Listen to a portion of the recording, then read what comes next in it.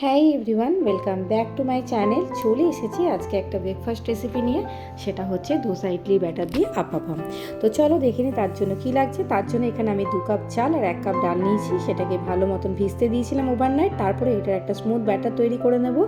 ডালটা আলাদা বাটবো, চালটা আলাদা বাটবো, তারপরে সমস্তটা একসাথে মিশিয়ে ভালো করে ফেটিয়ে নিয়ে এটাকে ওভারনাইট রেখে দেবো ফার্মেটিং হওয়ার জন্য।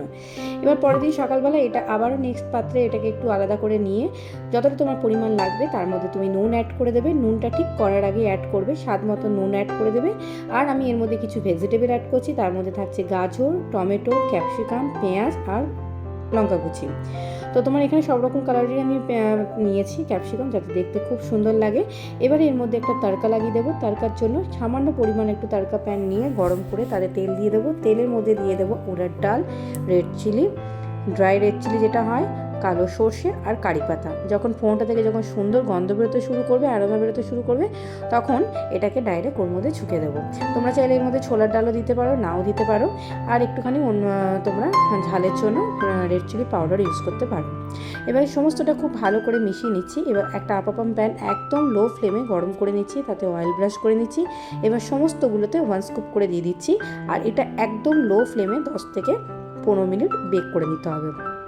ঢাকা দিয়ে এক সাইড হওয়া অবধি এটাকে সমস্তটাভাবে বেক করে নিতে হবে। যখন তলার পাটটা হয়ে যাবে, দেখবে যখন সাইড দিয়ে রেডিশ ভাব এসে আছে, তখন এটাকে পাল্টে দিয়ে আবারও ওই পিঠটা সুন্দর করে 10 থেকে 15 মিনিট বেক করে নিতে হবে।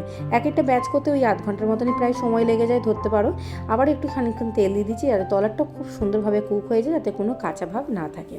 তো একদম আমাদের ধোসা ইডলি ব্যাটার দিয়ে আপ্পাপাম রেডি হয়ে গেল। এটা খুব হেলদি হয়, খুব ইয়ামি হয়, খুব ডেলিশিয়াস হয়, খেতেও অসাধারণ লাগে, দেখতেও খুব সুন্দর লাগে। বাচ্চাদের টিফিনে প্যাক করে দিতে পারো, লাঞ্চে প্যাক করে দিতে পারো, প্লাস এটা ব্রেকফাস্ট হিসাবে, টিফিন হিসাবেও তোমরা করতে পারো। খেতে খুব সুন্দর লাগে, যেরকম ধোসা ইডলি হয় খেতে এটা সেরকমই সেম স্বাদ লাগে। জাস্ট এটা আপ্পাপাম, ধোসা নয়, আপ্পাপাম। তো আশা করছি আমার এই ব্রেকফাস্ট রেসিপিটা তোমাদের সকলকে খুব ভালো লেগেছে। দেখতেই পাচ্ছ কতটা সফট হয়েছে, কতটা স্পঞ্জি, ভেতর থেকে সমস্ত ভেজিটেবলের ফ্লেভারগুলো বেরিয়ে এসেছে।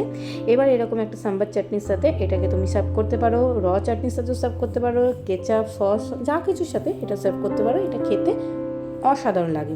তো চলো ঝটপট আমার এই চ্যানেলটা সাবস্ক্রাইব করে নিও এরকম ইয়ামি ডেলিশিয়াস ব্রেকফাস্ট রেসিপি দেখতে থাকার জন্য।